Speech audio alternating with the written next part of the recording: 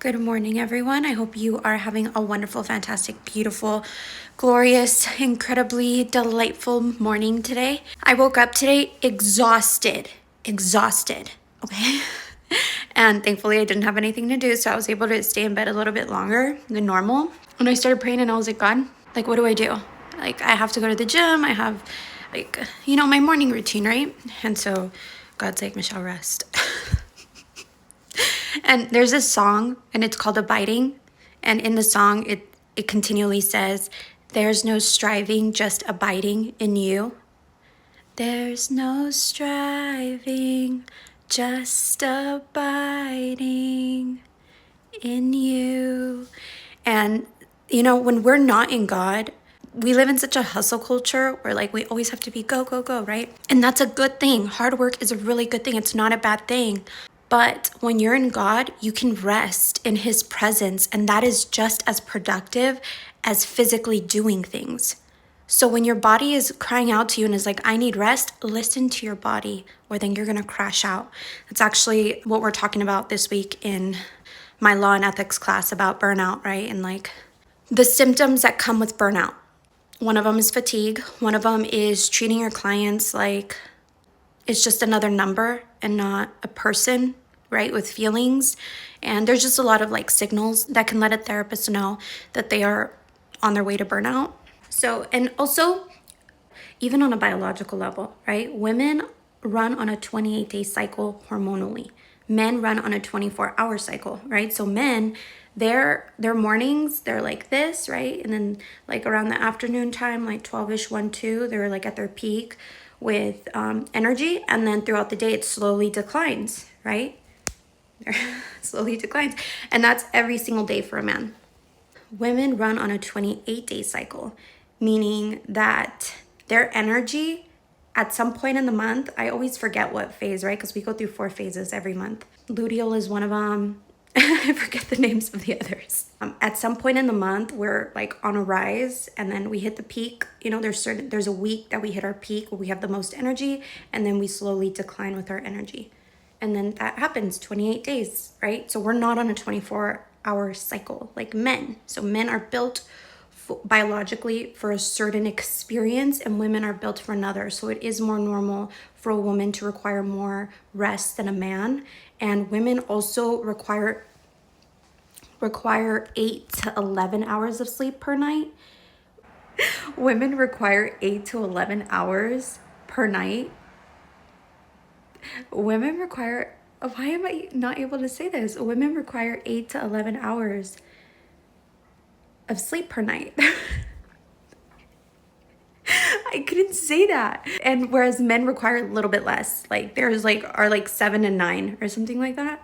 So just be gracious with your body. Do not overextend yourself. Sleep is important. So is hard work and dedication. But sleep when your body is telling you to sleep if you have the time. God gave me the time. I didn't used to have the time. I used to drag myself to work every single day in my early 20s. And I would go to sleep at like 3 in the morning just because that was like the only me time that I had. And then I would wake up like 15 minutes before I had to be at work because it was like down the street.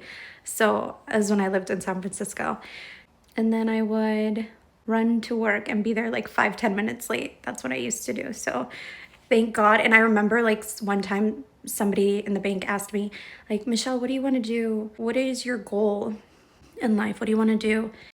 And I was like, I want to retire by the time I'm 25. And this was an older woman, and she was like, good luck with that. But truly getting to know God and being close to God, I feel like I'm retired. I feel like I love my life every single day. Everything that I do, I enjoy it. Even like the other day when I was like, I don't like picking up my nephews from school. I don't know who's been praying for me, but whoever that is, thank you very much, because I love it. I went from dropping them off every single day, which was only a 1-hour experience in the morning, to picking them up, which is a whole 2-hour experience just because of the traffic and everything, right? But because now I only pick them up 3 days a week, this week I've looked forward to picking them up because I love my nephews and I love spending time with them, and I love asking them about their days at school and like the little drama that's happening at school. And just having those conversations with them, it's very special, right? Because when we get home, they like to get on their video games, and I do my own thing, and I have to do my homework, and I have to do my stuff. So in the car, just it gives us time to bond together, right? So yeah, I just feel like I am retired. Like, I live such a beautiful life. All glory to God. I would not have the life that I have now if it wasn't for giving my life and surrendering my life to God. I would still be working at a job that I felt like a prisoner in. I worked at the bank for 3 years, and I felt like I was a prisoner there. And I remember just always looking out the window and just wishing I was outside, wishing I was doing something else. And if you're feeling like that wherever you are not where you're supposed to be. That is not what life is supposed to be like. We are not supposed to be prisoners to this system. Okay, we're supposed to make the system our, you know what, right? And even when you're with God, God does it for you. Like, you just have to tell him what you want, and he'll give it to you. So that's my little spiel, my little morning pep talk. Now let's get in the car. We're gonna read the word. We're not having breakfast today because there's no time for that. Okay, so let me get my gym bag. The bed is done. My gym bag is ready, and I have to put this clothes away. So when I get back. So the king asks Esther again, right? The same thing that he asked her in the previous chapters of, what is your petition? What would you like? And he's like, you want half the kingdom? I will give you half the kingdom. And Esther's like, you know what, king? I don't need that. That's not what I'm asking for. I just want you to make sure that my people are safe and that my people don't die in this like mass slaughter, essentially, that Haman is trying to conduct. And she said, you know, if they would have sold us into slavery, I would not have come to you and requested such a thing, because that's not worthy enough to come to a king, right? Because at that time it was like you could die. If you came to the king without him calling for you, you could die. So she was like, I understand the gravity of what I'm doing right now and that I'm petitioning for this, but these are my people, and the only thing that I ask of you is to rescue them and to make sure that their lives are not taken. And the king was furious. He was like, who is this vile human being that is doing this? Queen Esther told him, the vile Haman. And the king was furious. He left the room. Haman was in there, and he started begging Queen Esther, like, please spare me my life, please. And he was just begging her. And when the king came in, he was so angry to find him in the position that he was in. He was like, so what, now you're going to molest my wife, essentially? That's actually exactly what he said. He was like, the king got up in a rage, left his wine, and went out into the palace garden. But Haman realized that the king had already decided his fate. So there was pretty much nothing he could do at this point. The king was just already so angry. Like, how dare you disrespect my wife and her people? So he stayed behind. He begged her. And then when the king returned, Haman was falling on the couch where Esther was reclining. So then the king exclaimed, will he even molest the queen while she is with me in the house? So he just felt like it was inappropriate the way that he was on her, and he was hanged in chapter 7 verse 10. So they hanged Haman on the gallows he had prepared for Mordecai. Then the king's fury subsided. So what he was planning to do to a man of God essentially was done to him. And we know that in this lifetime people reap what they sow, right? And especially towards God's children. Like, you could torment God's children, but there will come a time where that torment is just going to come right back to you, because yeah, like, God's going to protect his children. And that is what happens in chapter 7. So yeah, some weird things were happening in the culture of that time, but there's always weird things happening in the culture, right? Like, back in the day they used to hang people. Now they murder people, like capital murder, right? Like, they have the death penalty, right? And so there's always this justice system that it was never God's intention for the world to work in this way.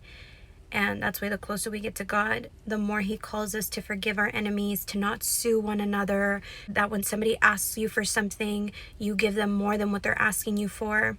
And by all means, this is not talking about somebody that's already such a giver, right? Like, this is for the people that are not givers. People that are natural givers always give more than they should be giving, right? If anything, they go too far. And like, calm down also with that, right? We're not trying to get to burnout, but that's something I've had to learn. Like, I would help people so much to the point where my life would get ruined. Like, I would start neglecting my life duties, and then I would reap the harvest of that, which is not good, right? Like, you can't neglect your own life to try and help somebody else's. But if somebody asks you for 5 minutes of your time and you can give them 20, give them 20, right? But if somebody's asking you for 5 hours of your time and you only have 1 hour to give, don't give them 20 hours, right? Like, that's the point of things. Like, if somebody asks you for something and you're able to give them more, give them more. God will honor that. He will acknowledge that. But if somebody's already asking you for so much, you also have to put boundaries, because you need to make sure that you're prioritizing God and your relationship with him and your lifely duties here in the world, right? And not neglecting that for the sake of helping somebody, because that's not godly either. We shouldn't be neglecting our godly duties. And I don't mean it in a religious way. I don't mean it like if somebody's in an emergency and they're calling you and you're the only one that can go help them, to say, no, I'm busy. Like, obviously that's not what I'm talking about. That's wrong on so many levels. But I just mean, like, for example, somebody that's always needing your help, always, and they always come to you first. Like, sometimes you need to let people figure things out for themselves and to find other ways to help their own problems, right? People can't always be leaning and depending on you for their own problems.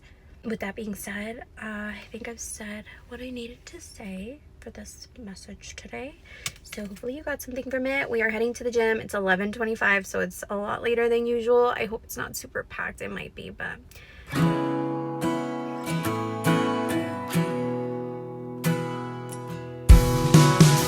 She's a runner, she's a lover, always stuck in her ways.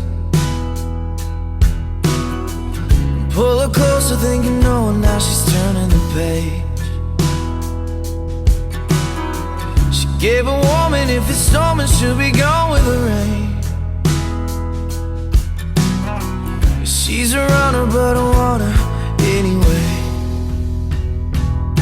Someone so easy to love, shouldn't be so hard to hold. She makes it look easy to run, but I wanna be the reason she don't want to. When she's in it, she's all in it, ain't no holding her back. When I'm with her, she's a river moving steady and fast. She's afraid of all the ways her heart is broke like glass. And I'm hoping I can show her good things can last. Someone so easy to love, shouldn't be so hard to hold on to. She makes it look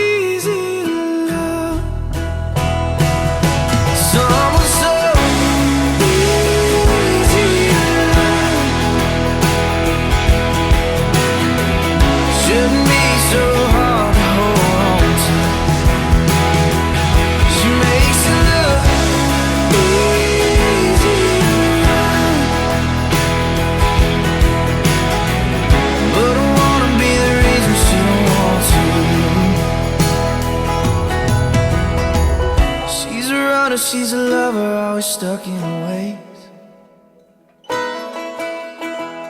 Pull her closer, thinking no one, now she's turning the page.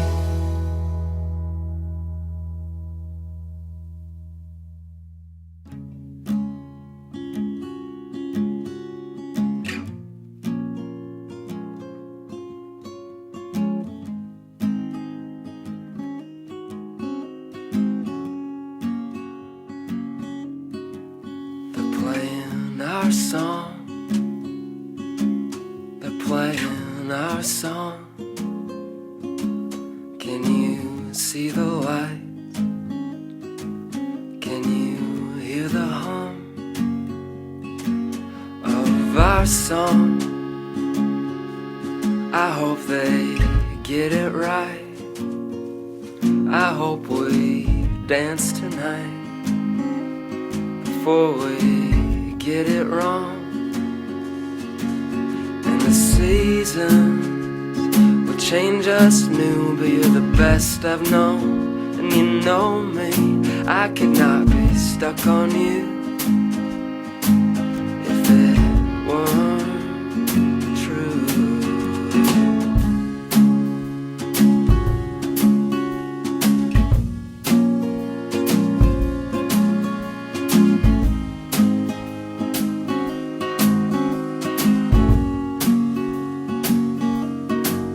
I was swimming, my eyes were dark till you woke me and told me that opening is just the start.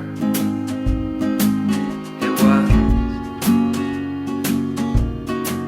Now I see you, till kingdom come, you're the one I want to see me for all the stupid shit I've done.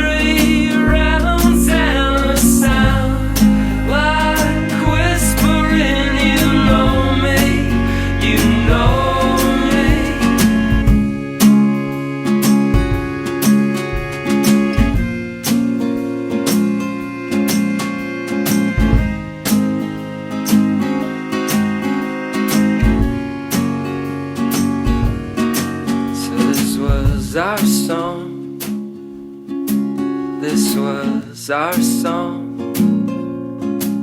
I still see the light, I can see them, and the crisscross of what is true won't get to us. 'Cause you know me, I could not give up on you